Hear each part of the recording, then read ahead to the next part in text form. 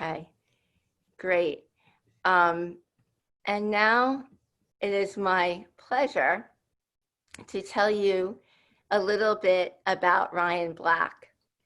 Ryan Black is the author of The Tenant of Fire from University of Pittsburgh Press, winner of the very coveted Agnes Lynch Starrett Prize, and Death of a Nativist, selected by Linda Gregerson for the Poetry Society of America's 2016 Chapbook Fellowship, another very coveted prize.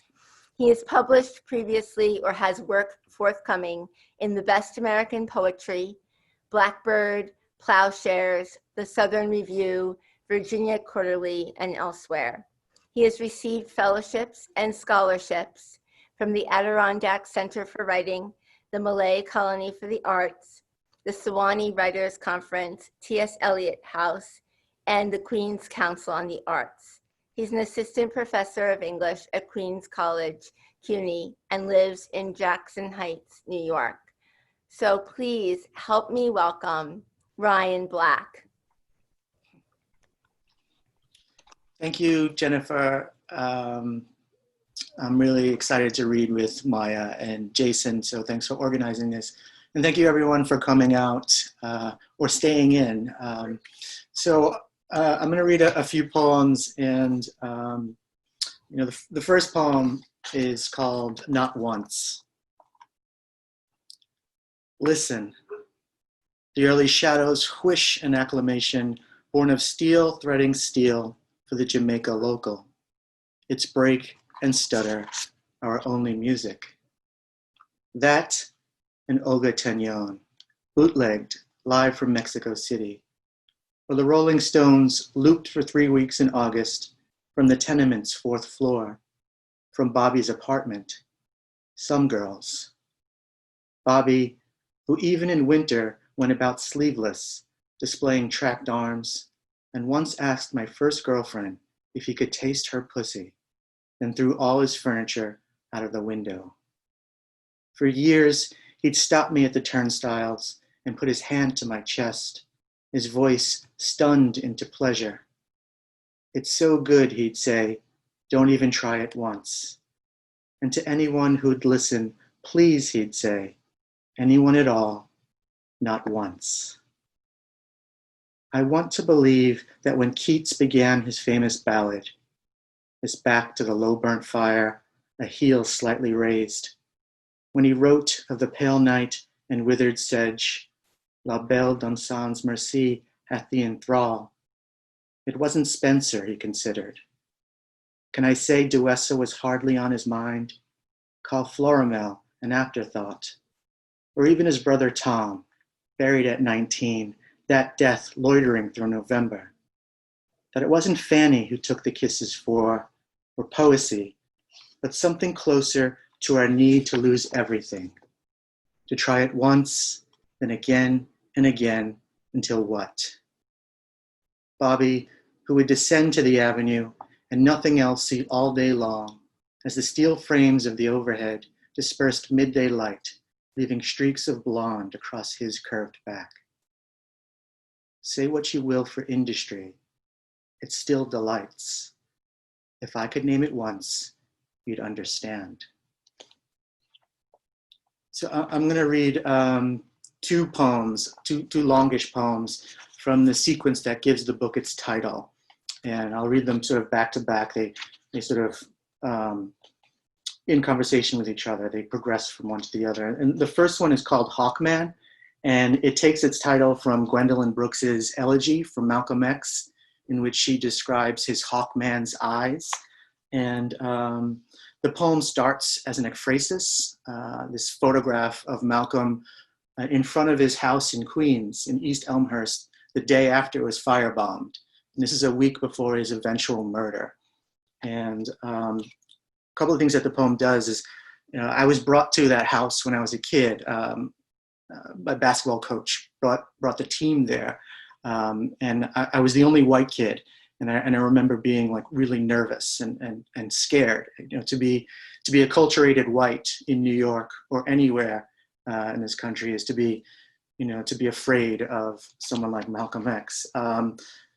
So then the poem also talks about returning there as an adult with a very different experience.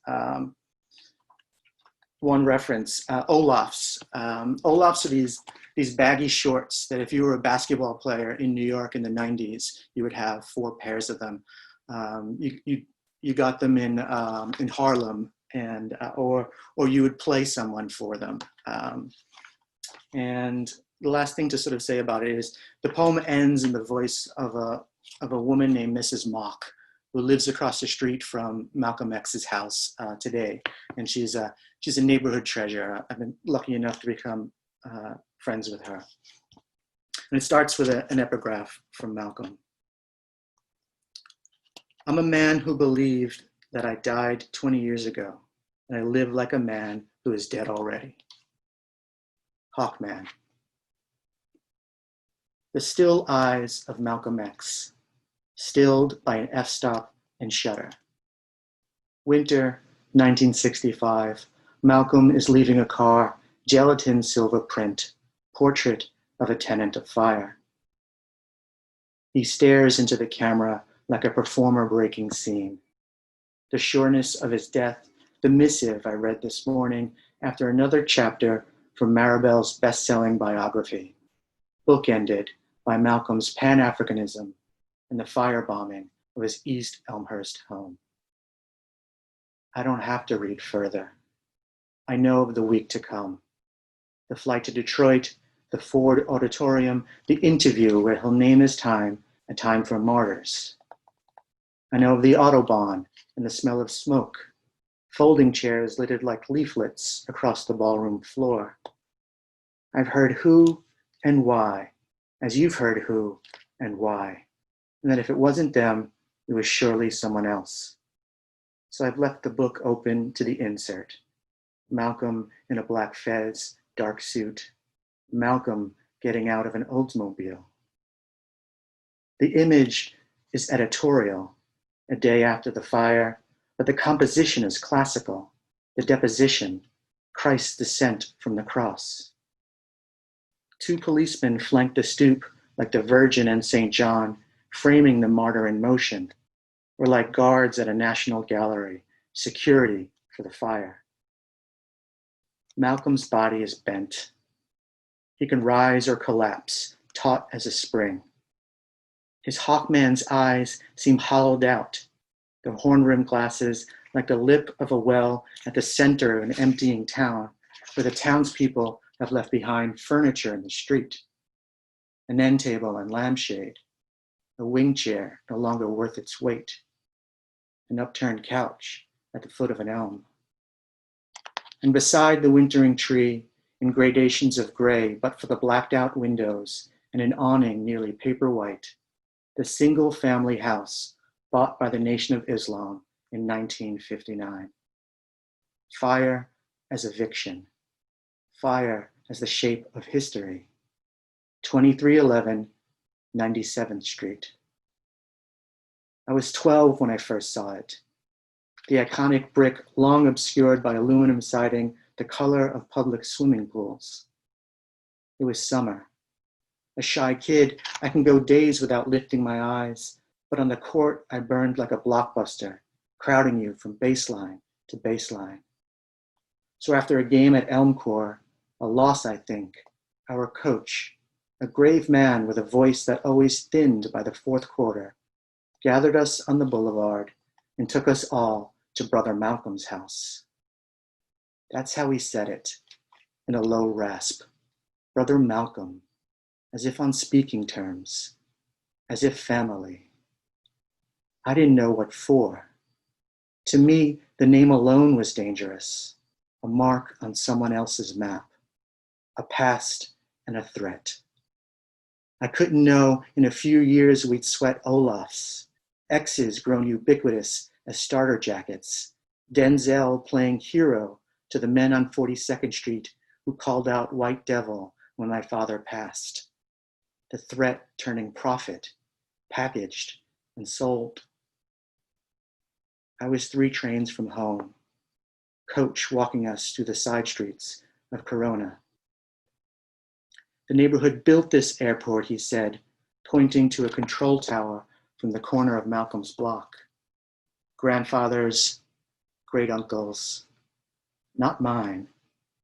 My grandfather came here from Belfast, the youngest of 5 boys, and built a life in Brooklyn, 2 daughters, a son, and carried with him a thirst that sent him out of the house through a series of odd jobs: midnight security at the Navy Yard, singing waiter at the Welcome Inn, to a second family, until he found himself washing the hardwood floors at Blessed Sacrament Elementary.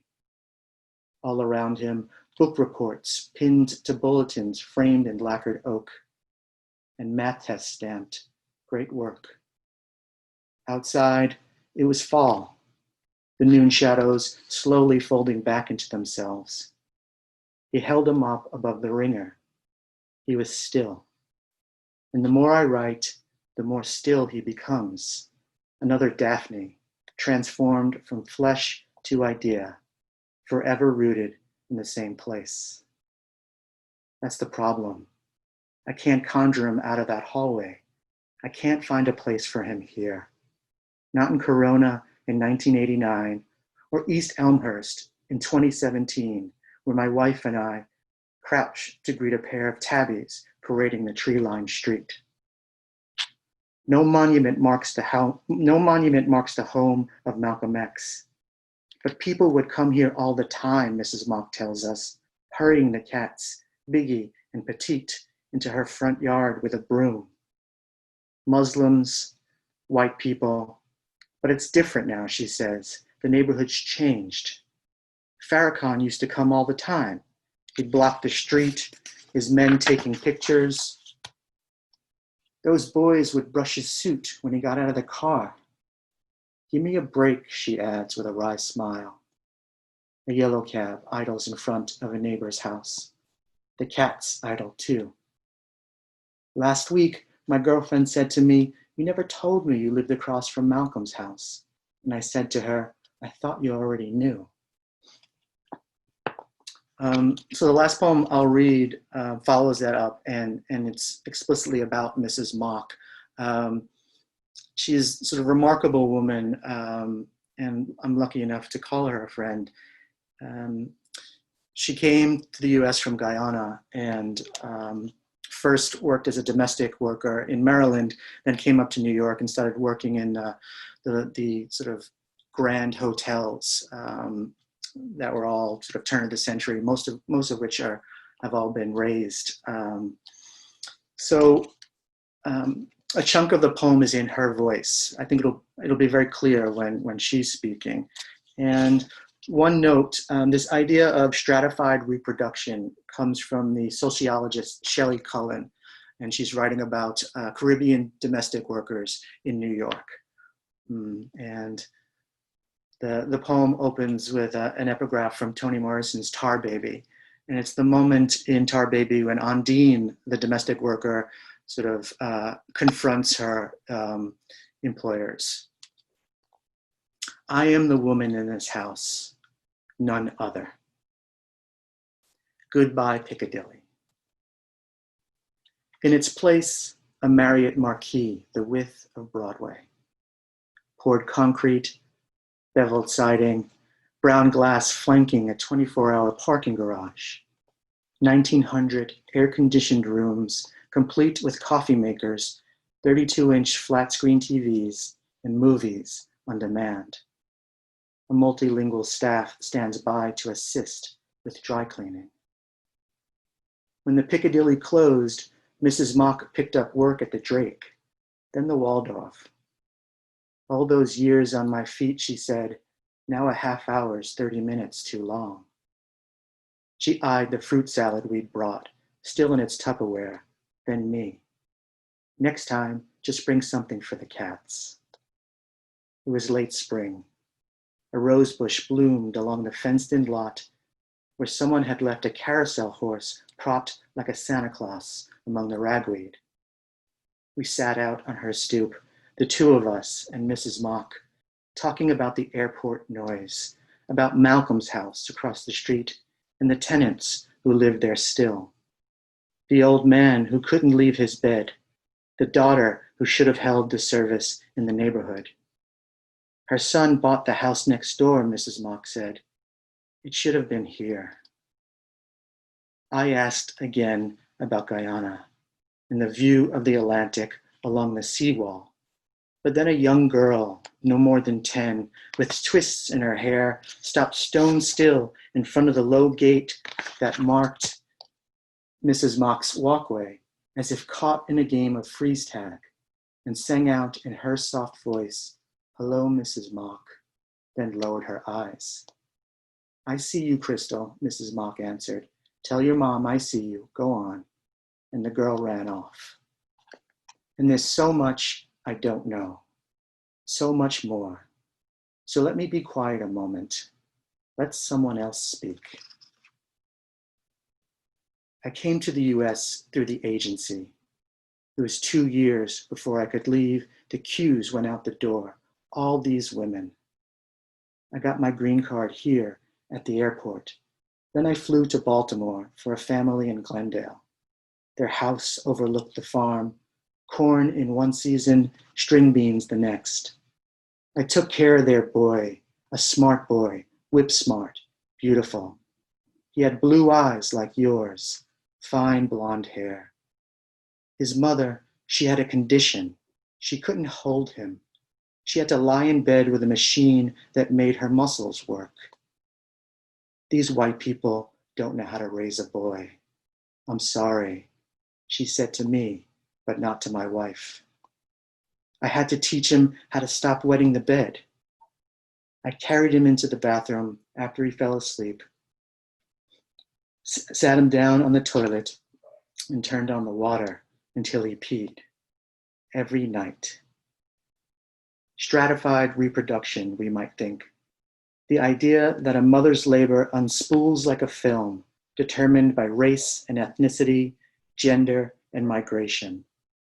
That the work itself casts out like a net to grandchildren, great-grandchildren, nieces, and nephews, a communal foster care. But the mythic America is my own blonde boyhood, battered sneakers and uniforms, and mile after mile of cut grass across the country. We haven't been back to see Mrs. Mock since her grandson's graduation. She said she'd stopped taking her insulin, that her legs were worse each day.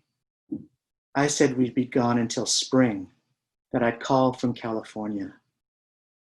I tried once, but she was too tired to talk. Lately, I've been thinking of that boy, of Clifford. I hadn't told you his name, who must be my age now, who inherited his father's estate and still dreams of wind at the edge of a sea. And I'm sure of my part in this story. I know I'd be the fine hairs of that beautiful boy and never the hand that strokes them. And I'm afraid. I'm afraid I might not see her again. After Glendale, Mrs. Mock moved in with her half-brother in Jamaica, Queens, and started working the laundry rooms in those midtown hotels, the Drake being her favorite, its stone facade, the cherry trees in bloom.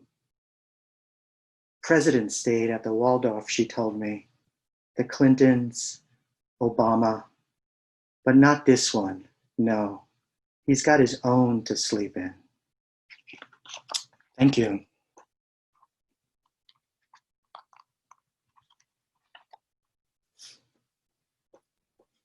Thank you, Ryan. That was great. Thank you all for being here. What a great audience. Yes, Jason's clapping with the little emoji claps. Let's all do that while I introduce Maya. I hope everyone has seen Maya's poem in this week's issue of the New Yorker. Congratulations, Maya. Let me also unmute. You're unmuted. Okay, good. Let me also unmute Maya while I read her intro. Maya Phillips was born and raised in New York. Maya received her BFA in Writing, Literature, and Publishing with a concentration in poetry from Emerson College and her MFA in poetry from Warren Wilson's MFA program for writers. Her poetry has appeared in American Literary Review, At Length, Boat, Ghost Proposal, Hayden's Ferry Review, The Rumpus, Vinyl, the Gettysburg Review, Missouri Review, New York Times Magazine, and as we now know, The New Yorker. Her arts and entertainment journalism has appeared in the New York Times, The New Yorker, Vulture, Mashable Slate, This Week, American Theater, and more. She is the author of the poetry collection Uru from Four-Way Books, which was a finalist for the Penn Open Book Award and winner of the 2020 Poetry by the Sea Book Award. She is the recipient of a Hodder Fellowship from Princeton's Lewis Center for the Arts. Her second book, Nerd, on navigating heroes, magic, and fandom in the 21st century, is forthcoming in summer 2022. She is the inaugural Arts Critic Fellow at the New York Times, where she writes about theater, movies, TV, books, and nerd culture. She lives in Brooklyn. New York representing tonight and making sure everyone knows we're not an anarchist jurisdiction. Thank you, Maya, for being here. Thank you. Thank you, Jennifer, for having me. And thank you, Ryan, for that reading. And excited to hear from you, Jason, next. So yeah, I'm going to read from Eru. That's my book, Four-Way Books. So if you're unfamiliar with it, this book works a lot with mythology and talks about my father's death. So these aren't going to be happy. And I think it's just, I have a lot of poems about the body and illness, and I feel like it's appropriate now, seeing the situation we're in. So this is January 3rd, 2015. Would have been his birthday. 2 days after New Year's, the day of the blizzard named for the Greek hero, his 12 labors of redemption, 1 year after the divorce, 10 years since the affair, 3 years since we've spoken, 3 years since the first poem, and there have been poems and will be poems, but no father.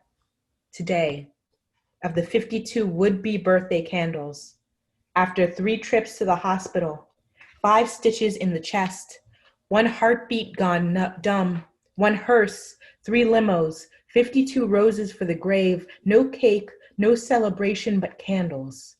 52 candles. These 52 small fires. 1 body, 1 wooden box, kindling.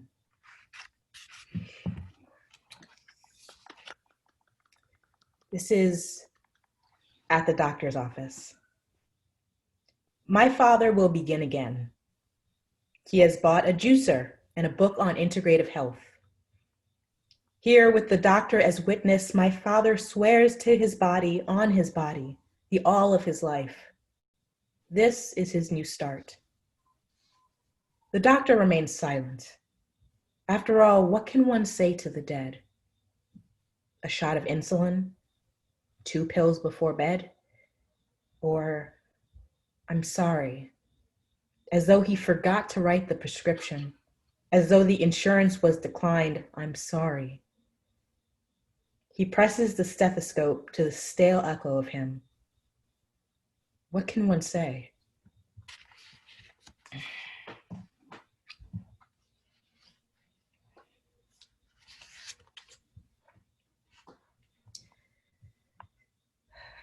So I like this little poem. I feel like I read it a lot, but this is one that it was published in the New York Times. Rita Dove picked it, and it ran on Father's Day last year. This is called Ode to My Father's Failed Heart. It's okay. I too have failed at the expected, have sputtered and choked like a rusty valve in water, have jumped into the pool only to sink. Little engine, Your flawed machinery is nothing like love. You limp at last call to the dance floor, but feel no shame in your offbeat two-step, your 11th hour shuffle in a dead man's shoes. There's nothing left but the encore. So go ahead. Relax. Unravel like a loosened knot. Overripe fruit in his chest, you blush with uncertainty. Bruise yourself tender. Little heart, tiny treasure, sweetened to the point of spoil.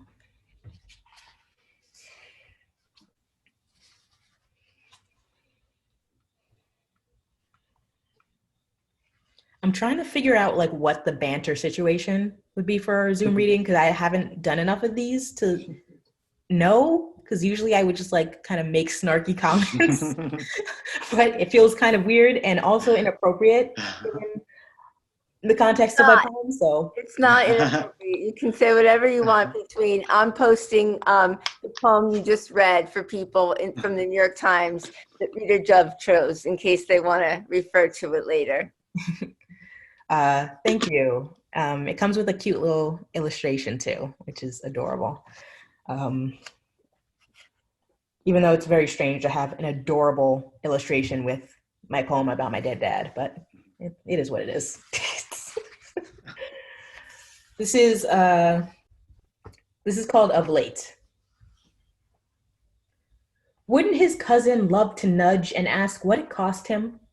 A speeding ticket, a pair of wrinkled slacks, a wallet forgotten on the nightstand, and his mother, she'd love to say, of course.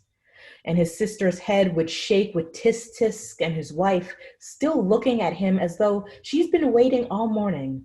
He up with the sun, but still somehow kept her waiting at the grocery store or the doctor's office or the bank or at home. And he swears he was here first, right on time. But somehow those late nights, that graveyard shift had him dozing, and now, wasn't he supposed to meet her? Wasn't it his turn to let in the electrician or the plumber? His turn to pick up his daughter, forgotten at school? He wants to tell them he's here, has made it finally, was the first to arrive, dressed up, pressed, laid out, still waiting, patiently, for the rest of them, even now, even after it's over.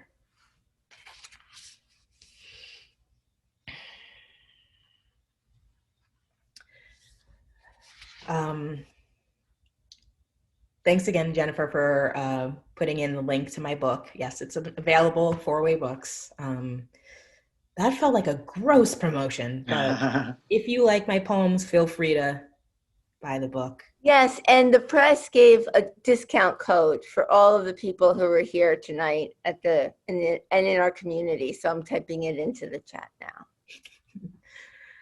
Thank you. So this is a companion poem to the Failed Heart poem. This is Ode to My Father's Failed Kidney. It's a question of impurity, like how a lie will live in the body years after it's told. But the body is its own remedy. It will always recover. Though if it's a question of purity, it's also a question of sanitation, isn't it? You're a type of spring cleaning. Here in the body, there's always something ready to bloom. Did you know, if one acts quickly after a snake bite, they can suck the poison out of the wound? I lied when I said always. I lied when I said you could suck the poison out. After all, you would know best. The blood holds on to every infraction. Even poison, once given, is a gift.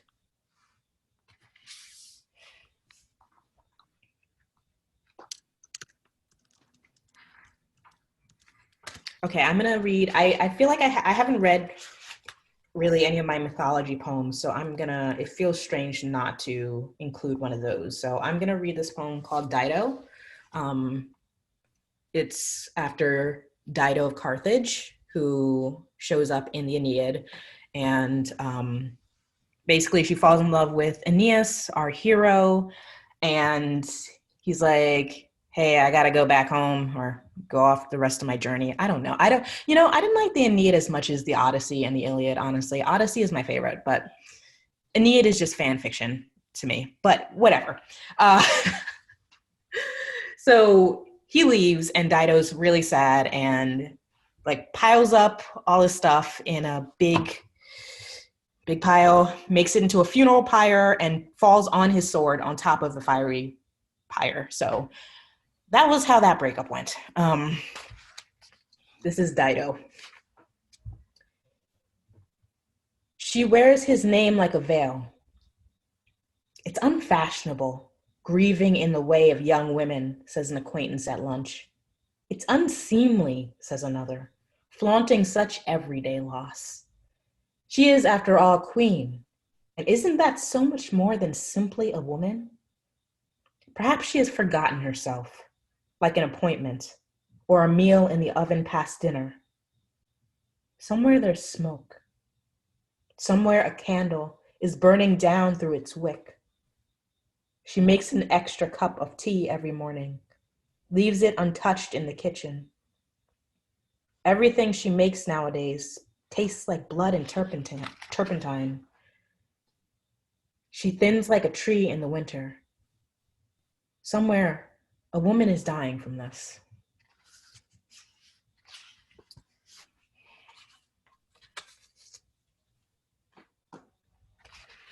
Okay. This is, after his death, will my father be beautiful? Or will he fade like a t-shirt in the wash? Will he fray at the edges like the pages of a book? Or harden and sour like week old bread? Will he be an umbrella turned out in the storm when the storm happens, and it happened? So did he bloat or wilt, erode or rust? My father, did he recede like the tide? Is my father more beautiful as water or as dirt? Is my father the ugliness of dirt or the elegance of bones and the body? Is lovely what we call it? The body without body? Is graceful what we call it? The everything at rest? And the rest. If we've no words left to offer, shall we call it grand? Shall we say it's beautiful? My father's mahogany box, was it beautiful? And the pink and red roses in the grave, were they beautiful? And when the black hearse came, was it beautiful? And when the sky opened with rain, was it bright and quiet and beautiful, or was it just frightening? How it drank everything away.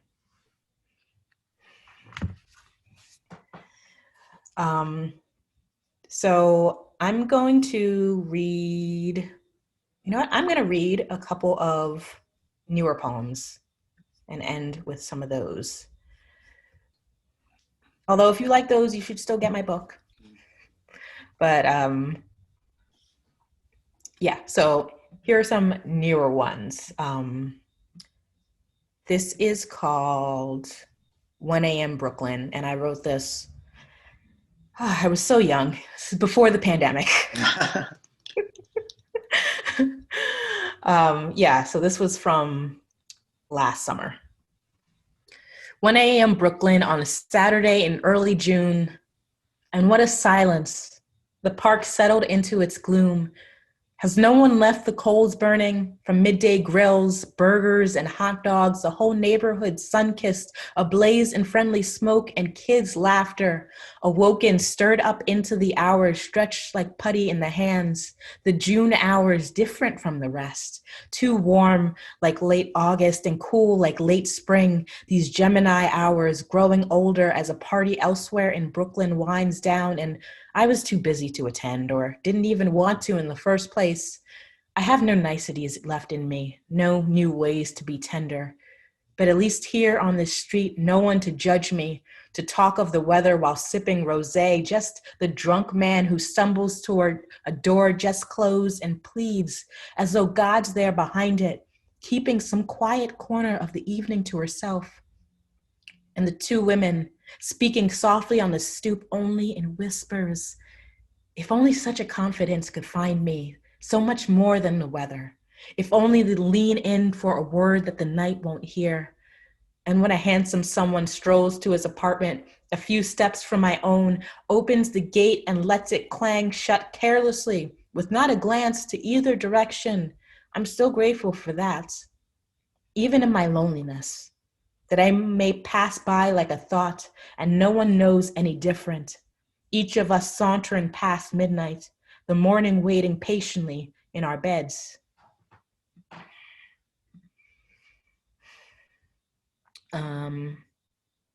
So this next one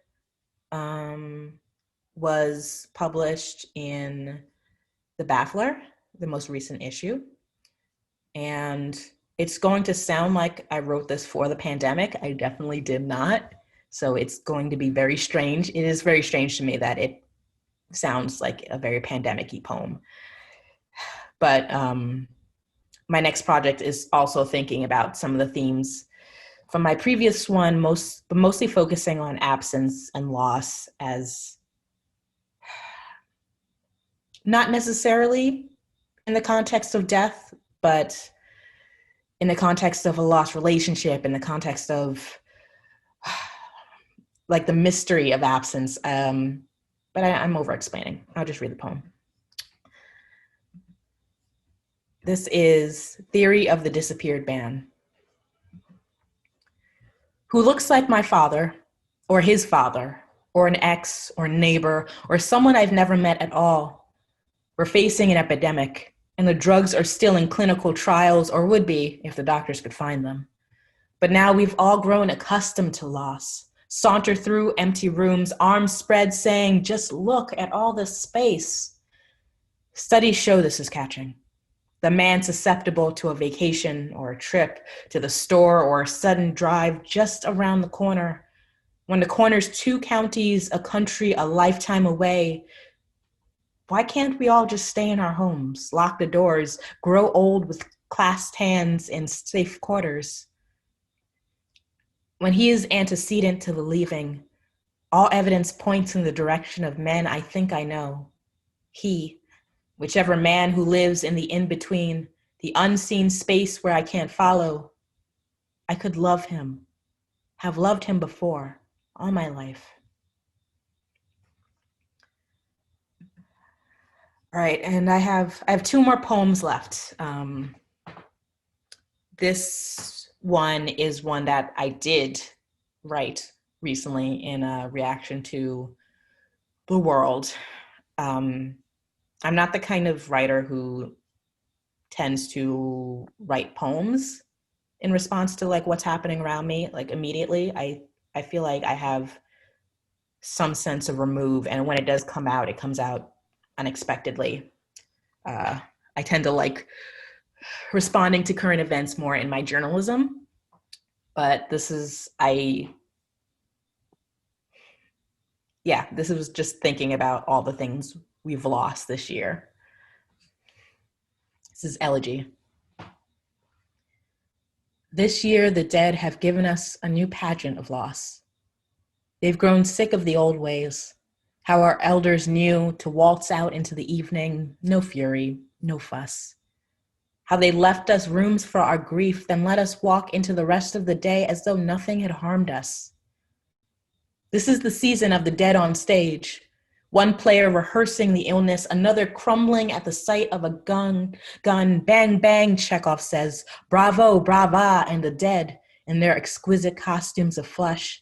When they speak, they say there is no encore. There is no third act.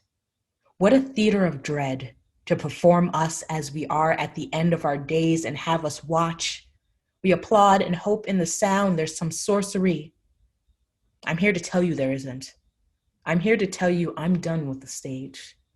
I don't want my grief to be something rehearsed and delivered. Deliver me from my father, my brothers and sisters. Deliver me from myself by chance at the wrong place and the wrong time. When I bow to the inevitable, draped in ruby velour, the stage curtains, have they always been this garish, this gauche? The red falling like paprika, like ripe cherries in a bowl.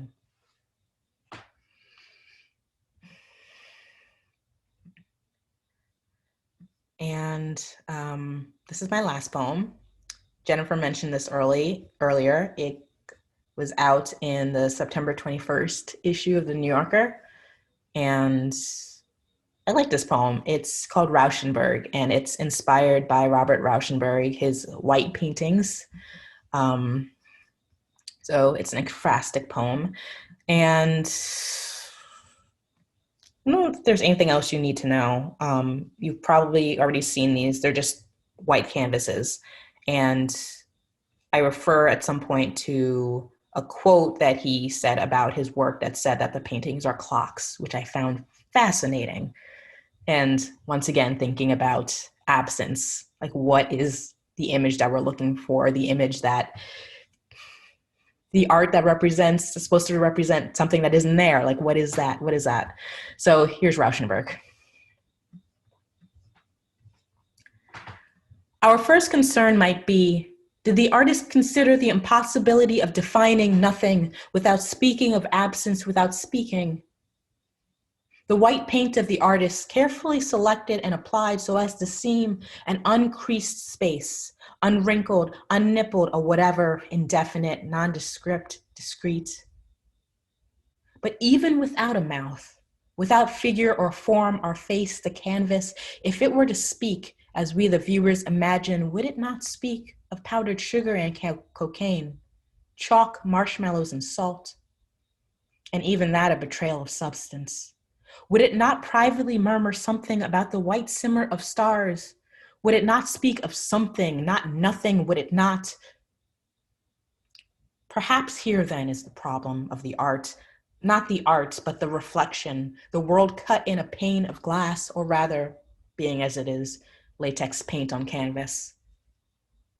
Here the artist invites questions from the audience. The girl in back who asks, if this is the moment before being. The man with glasses who asks if this is a room called grief. The boy who asks waveringly if this is his fear, if this is his sleeping in a dreamless night. The artist calls them clocks. And here another problem to consider. For the art to know time like any other ordinary thing. And we may ask of the knowing, can we wear it on our wrists? Can it pulse with the seconds? One more question from the crowd. Can the artist perhaps tell us something of the future? And here the artist politely demurs. Thank you and good night, everyone. May exit to the left. And when the gift shop is closed, we're saddened to leave empty-handed, but consider it a comfort, the pressure we feel when we press our palms together. That night we dream of a bounty of images, every color at once. The artist dreams of something like God, but completely the opposite. Thank you. Thank you so much, Maya. That was great. What a great reading. Thank you all for being here. And don't forget to buy their books. Okay, now let me unmute Jason. Oh, hi. Okay, I think I'm good. So let me introduce Jason. Jason Schneiderman is the author of 3 books of poems. Primary Source, Redham Press 2016, winner of the Benjamin Saltman Prize. Striking Surface, Ashland Poetry Press 2010, winner of the Richard Snyder Prize. And Sublimation Point, 4-Way Books 2004, before his new book was just published by Redham Press. He edited the Anthology of Queer, A Reader for Writers, Oxford University Press 2015. His poetry and essays have appeared in numerous journals and anthologies, including American Poetry Review, Best American Poetry, Poetry London, Grand Street, The Penguin Book of the Sonnet, Story Quarterly, and Tin House. He has received fellowships from Yaddo, the Fine Arts Work Center, and the Breadloaf Writers Conference. He was the recipient of the Emily Dickinson Award from the Poetry Society of America in 2004, and a finalist for the Eric Hoffer Award in 2011. He's an associate professor of English at the Borough of Manhattan Community College. And please, I'm going to put Hold Me Tight in the chat. Please don't forget to buy the books of these wonderful writers, and please help me welcome Jason Schneiderman. Thank you. Ryan, I'm so excited to be here with you. And Margot, thank you so much for inviting us. I sat next to Margot on the airplane to AWP a while back, and we just started talking, and we never stopped. And Jennifer, thank you so much. This is such a fantastic series. I wasn't going to start with this, but my second book actually is a sequence. It's built around a sequence of elegies for my mother, and so the elegy in me will speak to the elegy in you. And this is our last. This is the last elegy from that collection. Elegy 8, Missing You. I thought I'd find you here, that I'd finish these poems and you would stand out as clear as the day, as bright as the moon. I hate those poets who tell you that they love, but never make clear whom they love. My mother's eyes are nothing like the sun. How do I miss my mother? Let me count the ways. So where are you? I couldn't believe you let yourself be filmed for the video they showed at your tribute, and I wanted to tell everyone that's only her voice when she's nervous. That's only her face when she has to be on display, and she doesn't like it. But at least you were there. Everyone knows you can't write your way out of grief. Everyone knows that grief never turns into anything but grief, and okay, I can grieve you forever. But I wanted you here in the middle of my book, not a complaint about what I lost or what it feels like to lose it, but you, your smile, your denim dress. And thanks. And I'm gonna move forward to, this is Hold Me Tight. This is my, I don't know if you know that, if you can sort of see the painting, it's an Artemisia Gentileschi painting of Judith beheading Holofernes. So I jokingly refer to this as my Kathy Griffin cover because it's a Jewish lady cutting off a tyrant's head. So that's like a deep cut if you remember Twitter from 2017. So this has a very, very long poem at the beginning that I'm going to read, and then I'm going to read the shorter poems. It's built around 5 different sections. Anger. When I was angry, I kept asking how anger works. No one understood my question. Friends thought I was joking or being obtuse. Friends would say, "What do you mean how anger works? Anger is anger. What are you asking?" And I would say, well, is anger a finite material? Is anger like hydrogen and there's simply a certain amount of it in the universe? Is there a zero sum of anger? A law of the conservation of anger, and can we pass it back and forth? Can you take my anger and leave me less? Can I take your anger and then have more? Is anger a renewable resource, like trees or coral reef, subject to natural rhythms and mass die-offs, forest fires and warming tides, cycles of growth and depletion? Is anger something you deplete like money, that you save or spend and is gone as it goes, or something replenished like ejaculate, more on the way as soon as you send some off? Or is anger like ova, each egg coming on its own schedule until they run out? Is anger like pus, a response to a wound that you can drain or that you can heal? Or is anger like a gas you can vent because it is compressible but combustible? Or is anger like water that will explode the water balloon unless you tie it off at the right time? I thought someone had to know the answer because I was consumed by anger. It was under everything I did. I felt it all the time, and it never departed. I didn't have a breakdown, though I asked friends if what I was experiencing was a breakdown. No, they said, a breakdown looks only like a breakdown. And I looked okay, but no one knew how to help me. And I told a friend that I wasn't okay. And she told me that I was okay, but the anger was there all the time, like a pair of shoes that were always between me and the ground I walked on. And I kept asking everyone how anger works. Can you drain it? Can you vent it? Can you stop it? Can you heal it? Can you trade it? Can you sell it? And no one knew what I was asking until finally someone asked me to describe what I was feeling. And she said, "You're not talking about anger. You're talking about rage." And I realized that I've never experienced anger. I only know rage, which helped a lot, which explained why I could only think about striking out and then not strike out, which explained why I knew which plants in my garden could be made into poisons and how, which explained why my daydreams turned into elaborate fantasies about harming people until I did the things I imagined to myself. And listen, please listen. I knew it was bad and I wanted out, but I couldn't write my way out of it, and I couldn't think my way out of it, and I couldn't love my way out of it, and I couldn't read my way out of it, and I thought I would live with it forever, that I would contain it at whatever price I had to pay. And I'm telling you this, and I need you to listen, because I'm saying that I do understand what it's like to want everyone else to suffer as much as you are suffering.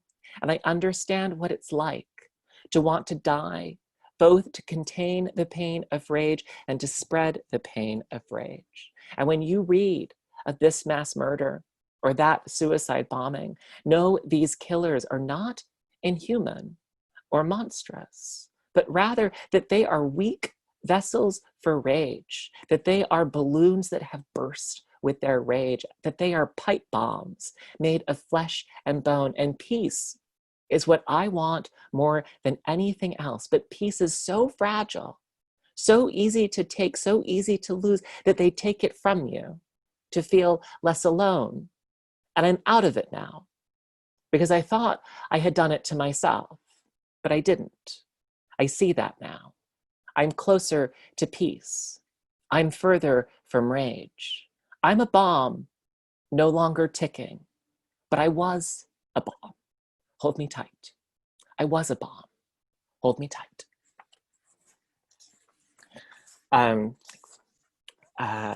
Let's see. The Parable of the Wolves too. So the second section is about wolves. And I know everyone. Someone, there's like some Rilke quote where there's like there's no poem without a wolf. I was like, I guess that's just talking about me. Thanks, Rilke. The Parable of the Wolves.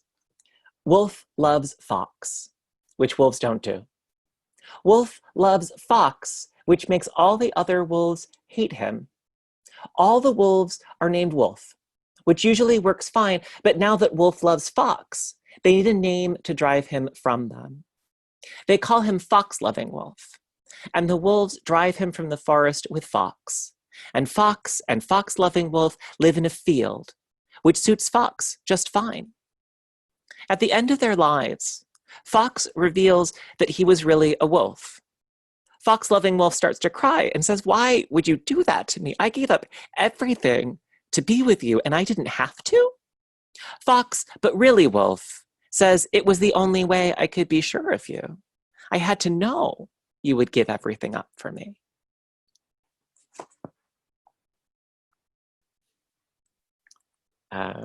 Last wolf poem for now. Although there'll be more if you come back to other readings. The Parable of the Wolves. It's the same title, I know. My mother married a wolf, but everyone insisted that he wasn't a wolf.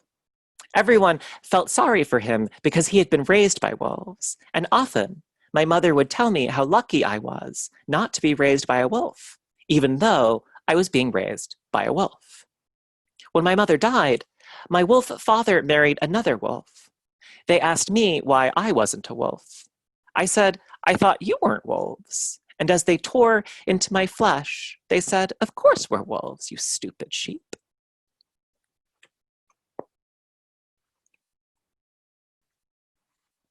I'll move on to a slightly less dark section. Although I'll do one more that's sort of. Do you guys know who Fanny Imlay was? Is anyone familiar with Fanny Imlay? She's sort of a footnote of literary history. Everyone knows Mary Shelley, that her father was William Godwin and that her mother was Mary Wollstonecraft, who's considered the founder of first wave feminism and her, began the movement for women's right to vote. Mary Wollstonecraft had another child when she met William Godwin, and that child was named Fanny Imlay. And as Mary, and we know that Mary Wollstonecraft died giving birth to Mary Shelley. And so Fanny Imlay and Mary Shelley both grew up without the same mother, Mary Wollstonecraft, and were really devastated by it. And the household, if you haven't read The Young Romantic by Daisy Hay, like go ahead and just like get that, because that's like the Peyton place of, I'll just say Fanny Imlay and Mary Wollstonecraft were raised in a house with 5 half or step siblings, all of whom shared at least one parent with one other person in this grouping, but none shared the same 2 parents. It was intense. And anyway, Fanny Imlay did not, well, it'll be in the poem. In Memoriam, Fanny Imlay, 1794 to 1816. When you ask yourself how people survived the 19th century, before soap and antibiotics, before anesthesia and electricity, remember that not all of them did. Remember Fanny Imlay in her hotel room drafting her suicide note before drinking laudanum. Remember the innkeeper who found her corpse and tore her name from the bottom of the note so that she could be buried in Christian ground. Remember Fanny Imlay's final words, offering the blessing of forgetting that such a creature ever existed as I, remainder torn away. And I'm going to read 2 more poems from this book, and then I think I might have time for a couple new poems, but I'll see how I'm doing on time. So the final sequence in this book is Last Things, and I sort of made up all these lasts. So the last war. The project was simple, though initially most people regarded it as misguided. We removed everyone under the age of 12 from every armed conflict. Anyone from 12 to 18 could stay and fight or go, up to them. Adults left in war zones were sterilized, using a gas cloud that could be wafted over battlefields, starving the conflicts of new combatants. Many people were sure that the children, raised abroad by strangers, would continue the conflicts. But having anticipated that probability, plans were carefully developed. The adoptive parents were instructed to give contradictory answers, saying things like, oh, wait, no, your parents were Sunni, not Shia, or maybe Sufi? Or, no, I'm fairly sure you were Irish, or was it English? If the children demanded proof, our office created specially forged family trees to show one Hutu and one Tutsi parent, or one conquistador and one Aztec parent, or one Nazi and one Jew. It took a long time, generations. And our critics likened it to genocide or ethnic cleansing. And in a way, it was. But every person on the planet watched the last war with great pity. The last 2 survivors of some ancient conflict, the war zones having gotten smaller and smaller, easily monitored with drones and satellite imaging. The last combatant shot the second to last combatant. And he rejoiced to have won, to have claimed for all his ancestors the piece of land that he would hold until he died under quarantine. He didn't ask to be let out. He knew we wouldn't let him, and so he died, king of his shrunken domain. And after that, we went in, forgetfully, purposefully insistent on forgetting, determined to make no new history, to remember as little as possible. We have destroyed the archives. We have shredded and wiped and erased and burned. We have diaries in which we tear out the pages as soon as we fill them, and on the shelves, we store nothing more than empty book covers. We are visionary, we believe, in our belief that there will be no more fighting, as long as there is nothing to fight about. And this is the last poem in the book. And I think after this, I'll have time for one more poem. I have a new poem that I'm still working on how to read, so you'll help me figure it out. It has a weird voice in it. Not this poem, but the next poem has a weird voice in it that it's a carnival barker? How do you read a carnival barker? The Last Black Hole.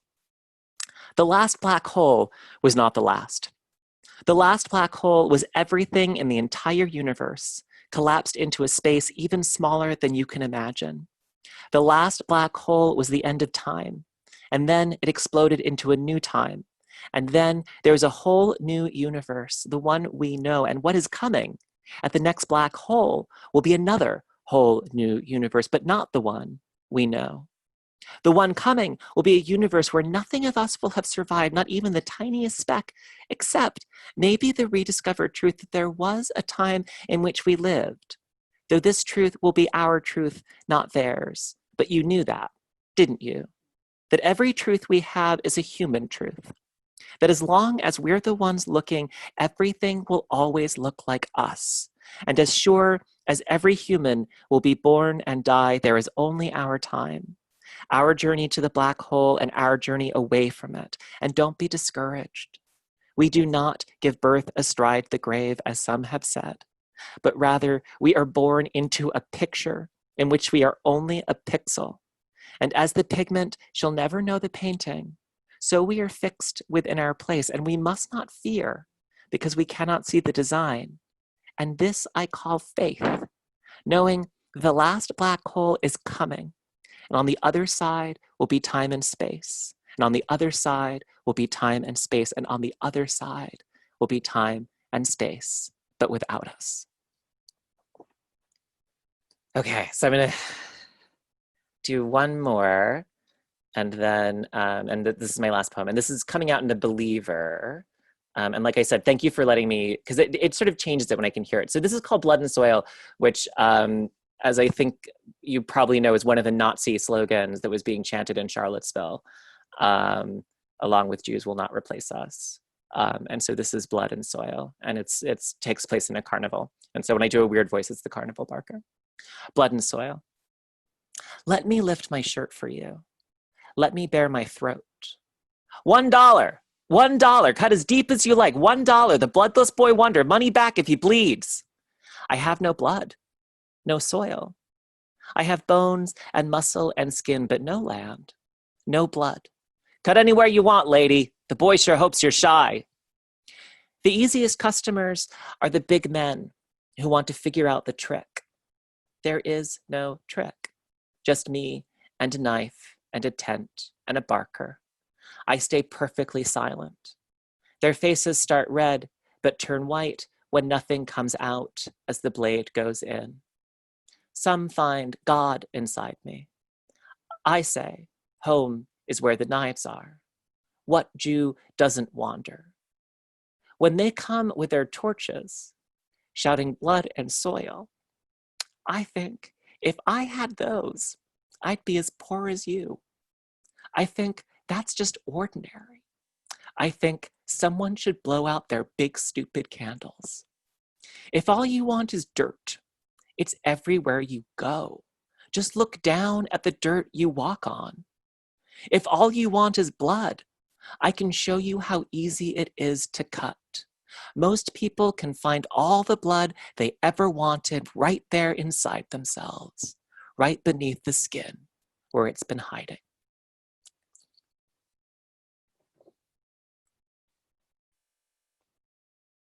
Wow. What a great reading. Everyone who's not here tonight has really missed out. Thank you so much to all of our readers. What a great audience too. The chat was going wild with quoting you guys and telling you how much we love the new one and the last wolf poem and the Dido poem. I'm glad you read some myth poems, Maya. I'm going to unmute everyone now so we can have our Q&A. This is exactly what we need during this time, this kind of poetry. Thank you so much for being here. Everyone can unmute themselves. You're all able to now. And just raise your hand, jump in with a question for these great writers.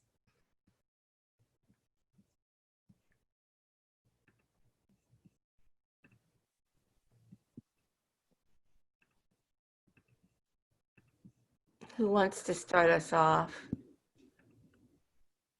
Oh, I think Jennifer? It's me, Eric. Hi, Eric. This was an excellent reading. Thank you guys so much.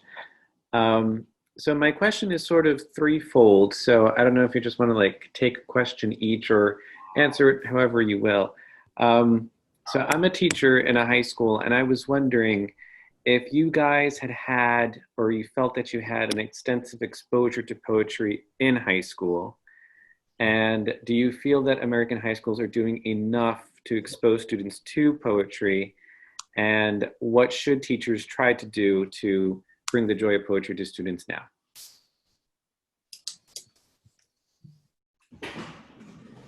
Good question. Yeah. Do you guys want to answer? I feel like I always jump in. I have a negative. Do you know about response time with questions? That like there's a culturally determined response time between when someone asks a question and when you answer it. And like in Native American cultures, it's very long and can be like 2 minutes. In Semitic cultures, it's like negative, like you're supposed to start answering first. And I'm from a Semitic culture, so I have a negative response time. So I always want to like let other people like jump in, because otherwise like I will take up all the air.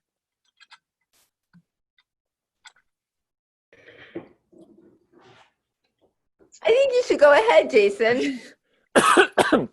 I mean, I'll say I actually really loved the poetry that I encountered in high school. It was a long time ago. It was, like mostly a very kind of modernist set of poems. It was very much kind of like, I mean, I wouldn't have known it at the time, but it was very much the kind of like new critical Pound Eliot agenda for what poetry should be. So it was very difficult. And poetry was kind of taught like as needing a decoder ring, and the decoder ring was your feelings. And so like if you were deep and had feelings, you'd be like, this is wonderful, just love this so much, can't you hear it? And a lot of the people who were a little bit less, I don't know, emo, I guess we'd say now, were sort of like, what the hell is this? What's going on here? Why can't anyone explain this? And so I think that like the really great thing about sort of early exposure to poetry is just having a lot of it, because poetry, again, like what happened with the modernist agenda is that everything that isn't something else ended up being poetry. So poetry is this ridiculously capacious genre. I mean, when I was at NYU, like with Noel, a lot of, when we would teach, these three genre workshops, like a lot of the fiction writers were scared of poetry because poetry is just so capacious. And how are you supposed to like explain if someone brings in a Linhaginian poem, or if someone brings in, all of these, scary, like Aimé Césaire experiments where they're like drawings, like how is that a poem? And so I think that just kind of like giving people a wide exposure and sort of letting them know that it's okay to find the poetry that's right for them. Like if it doesn't talk to you, like it's okay. If it does talk to you, that's awesome. I don't know if that's helpful. I think that, wait, am I, yeah, okay. Yeah. I wasn't sure. Yeah, I had poetry exposure in high school, but it was all like the old white stodgy guys. And I mean, I love them. And I was like, I didn't want to hear anything that wasn't Whitman and Shakespeare and Poe. But I was so limited, and I felt like I could have had such a better, more meaningful engagement with poetry earlier on if I had a more diverse experience with it. And I mean, diverse literally in terms of like, I should have been reading some more Black poets. I should have been reading, various other poets of color, but also just like, contemporary writers or like modern writers, just like writers of different styles. But that definitely wasn't the priority in the English program I was in high school. And even in like, I had our little poetry club, it was still kind of the same types of poetry. It wasn't until college where I was like, oh, there are poets who are alive who do cool stuff. And it doesn't always have to be so cryptic. Like that doesn't always mean that the poetry is good, And I also I got into Poetry Slam when I was in college, which I haven't done for years. That was but it was still another way for me a more lively way for me to engage in the form. And I think that's a lot of kids get into poetry that way. It's a new access point. I think there's this old understanding of poetry that it just kind of lives on the page, and I think if people are allowed to see it and see it performed, hear it on stage, hear it in a new way, I think that changes your encounters with the work. That changed how my ear worked with poetry. It changed how I hear myself reading, how I hear other people reading. It changed my relationship to sound elements in poems. And yeah, I just, if I had experienced that as a teen, like I probably could have been a lot better. So my short answer is I was not exposed to poetry in high school, and I really wish I was. And it still took just a few years into college, and it was just luck. I was an athlete, and the athletic director would create our schedules for us. So I wasn't even choosing my classes, and to fit the fit the schedule they needed, I ended up in a creative writing class. And the first poem that I ever read was Adrienne Rich's Song, and it was kind of a road to Damascus moment. I'd never seen anything like that before. And it's literally the first poem I read, and it was kind of remarkable. And I wish I could have had that experience when I was a teenager. Things would have been a lot different for me if I had that opportunity. So, Eric, I'm just grateful that you're bringing that into your classroom, and I completely agree with Maya in terms of there's so much exciting contemporary poetry now that guaranteed to sort of hook nearly every student, not all at once, but progression, and that exposure would be remarkable, and I wish I had that. Mm-hmm. Other questions?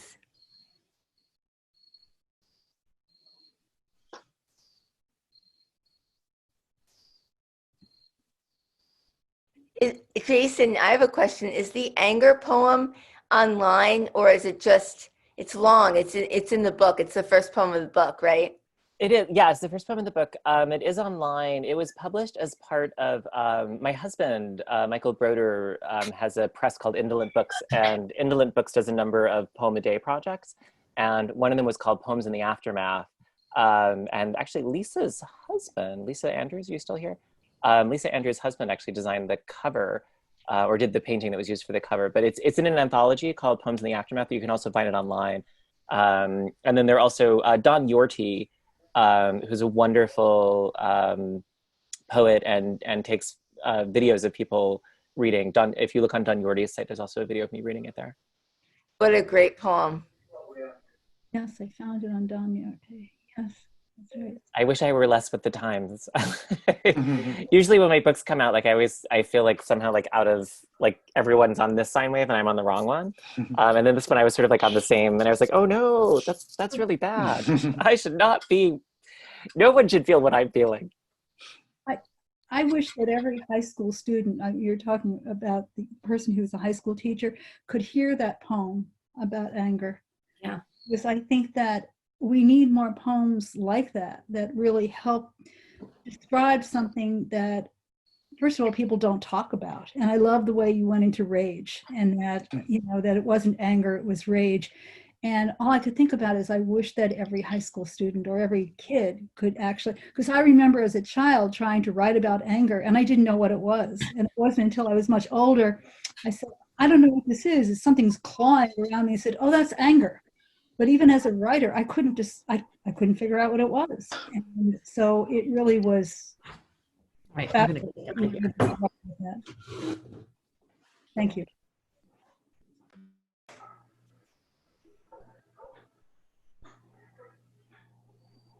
Other questions for the group?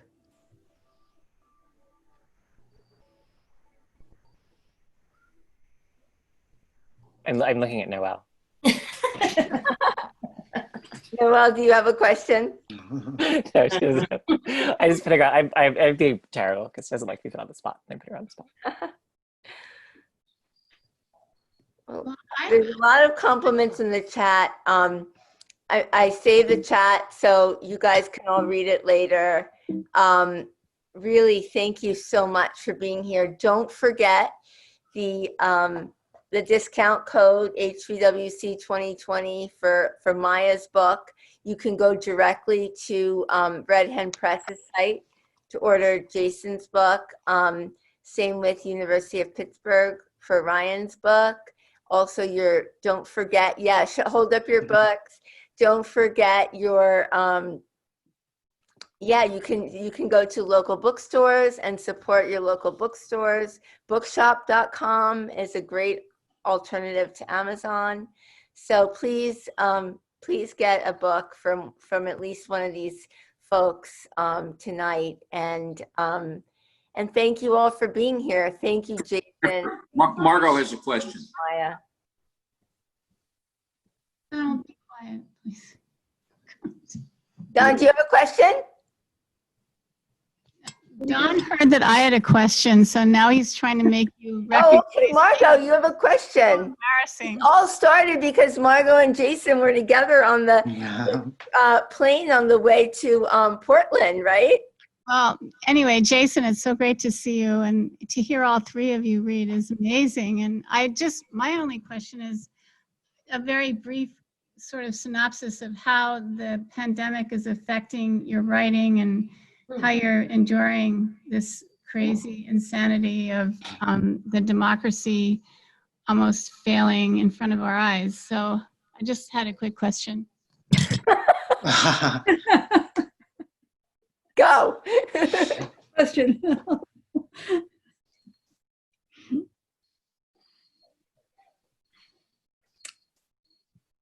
This is my panic face.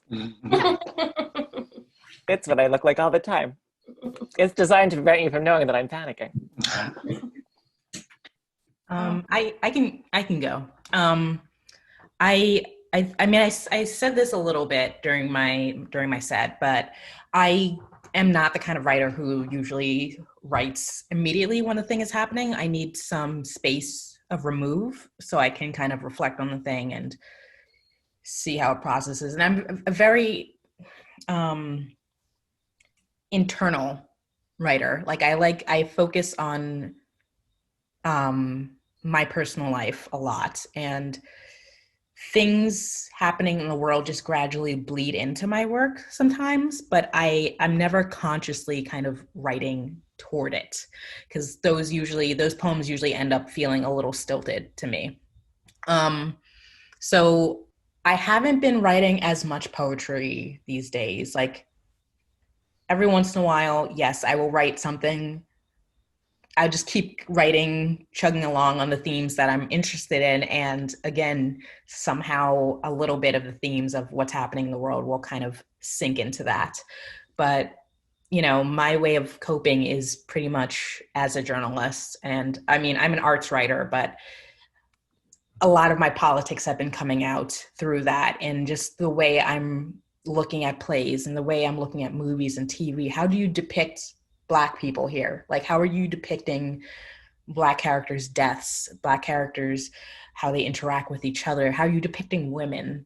Like, how we talk about illness, and it's everywhere. And I found that really fulfilling. And that's a way for me to get into it if I don't really have as much access to it in a traditional sense through poetry.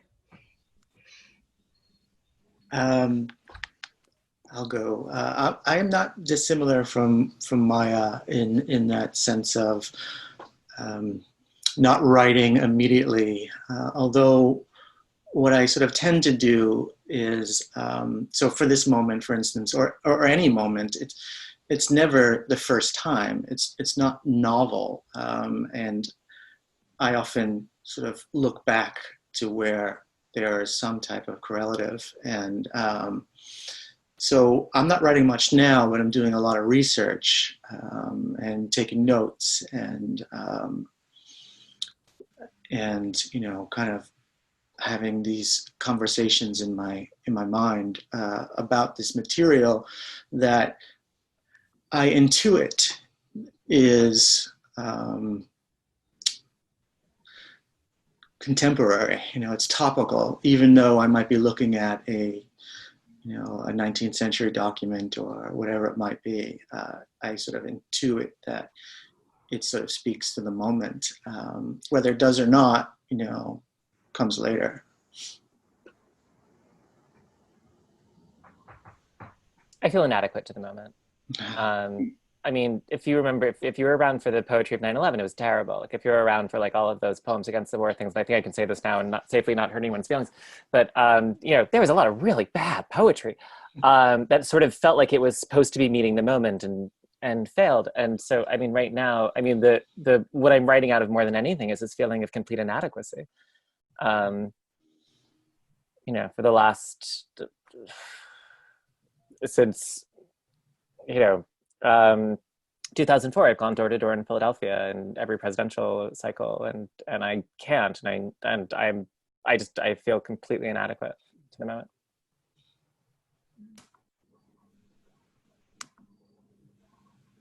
But that poem that's coming out in The Believer, that meets the moment, I would say. Thank you. Mm-hmm. You are not free. My favorite Jewish teaching, I think it's from Pirkei about it is not upon you to complete the task, nor may you cease from working on it. Like it's not your job to finish it, but you can't stop working on it. That's right. That's right. That's perfect. Yes. Wow. Did my Barker voice work okay? Yes. Did you like my Barker voice? Okay, thank you. I'll keep that Barker voice then. Yeah, and you're all excellent readers of your own work. Last question. Is there anything you would say to maybe not high school students of poetry, but students who are working on their first collections right now, in order to encourage them in pursuing the craft and really finding their voice?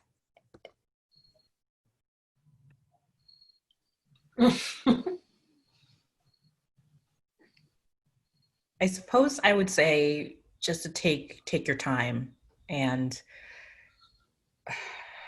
I'm a competitive individual, and so and that happens a lot, especially with young writers. I say as a grizzled old writer, clearly, but yeah, I think just like having patience with yourself and your work, and making sure not to also over edit yourself, which is a thing that, it can be hard to do, especially if you're like out of a MFA program or something, if you've got a lot of other people reading your work and responding to it, just kind of learning how to be patient and listen to your own voice and your own sense of the work and trusting that. All right, Mom, I better go, but I'll talk to you soon. Take care, okay? Love you. All right, kisses. That's sweet. Oh, that's a lovely moment. Nice little moment. Yeah. So I again, I'm in line with Maya. So thank you, Maya, for that patience. And but I had Phil Levine as a teacher, and he said to me or us, I still can't remember once, he's really sharp. He said, there's no rush. The world doesn't want it anyway. And for some reason that was like really, it still runs through my mind all the time. There's something that is very liberating about that. It sort of allows for a type of patience, and it also, like, I have Levine's voice in my head all the time, and his sort of gassy voice, which is kind of lovely. So I couldn't get into Phil's workshop, so I had to orchestrate a dinner party where I made him dinner. but I feel like with this, I have sort of like the pep talk and I have the craft talk. And the pep talk it's actually a really great time for poetry, that like when it was true in like 2000, like no one really cared about poetry. That it was sort of, this something that people did in like dusty university departments, and poetry has really become an incredibly vibrant form of contemporary national discourse. It's back in newspapers, right? Remember like the 90s when Dana Gioia was all like, it's supposed to be in newspapers, so it's back in newspapers. So the pep talk is you're actually entering a moment when the hangover from modernism is ending, and we're entering something really new. And one of the hallmarks of the cultural moment that we're entering is a lack of genre distinction. That it used to be that if you wrote if you wanted to be taken seriously as a poet, you had to write just poems. And if you were writing memoir, like, okay, you can do that like once or twice, like, all right, get the book advance, but come back over here. And now that really isn't the case anymore. So one, you're entering a moment where there's a huge audience for poetry. There's a very wide range of styles that are being embraced, and it overlaps with many more different genres than it used to. The craft talk is everything you know about writing a poem is what you know about putting together a manuscript. So the way that you figure out how to title your poem is how you title your manuscript. What you know about grabbing your reader at the beginning and then pulling them through an experience and then giving them a catharsis that releases them, or that moment of something understood. Those are all things that you know about the manuscript. And so a lot of times people leave MFA programs, or they leave sort of formal versions of study feeling like they're very good at writing individual poems, but not really knowing what the manuscript looks like. But the truth is that what you know about the poem is something that you know about the manuscript. And so you actually have much more craft foundation than you realize you do. So trust that. That's a really good answer. Thank you. Great, guys. Thank you all so much for being here. I hope that you come back to our next poetry reading, which is on October 9th with Joshua Bennett. Obama had him come to be one of the first spoken word poets at the White House. And now he has his PhD and has written a critical book, as Jason's talking about, lots of different genres being written by the same person. We see Maya with her journalism and her poetry, and now she's going to write this book on nerd culture. So thank you all for being here. See you at another reading. Have a great weekend. Try to stay sane during this difficult time. Thank you all.